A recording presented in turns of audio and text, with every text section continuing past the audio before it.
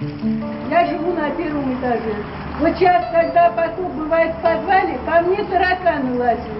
И матрицы бегают по мне. Я ночью вздрагиваю, когда увижу на руке, на ноге тараканы, вздрагиваю, просыпаюсь.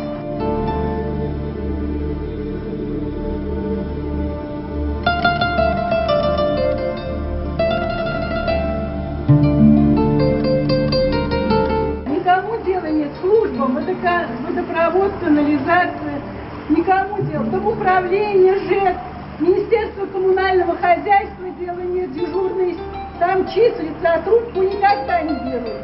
И мер не принимают. Городской хакимлик, в том числе дежурный городской хакимлик, также принимает заявку, а результата никакого.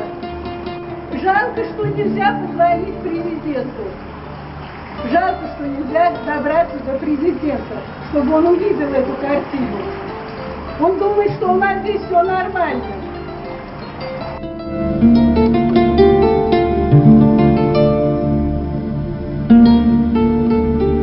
Сколько мы живем здесь, вот я уже около 4 будет в ноябре месяце, у нас постоянно такая история.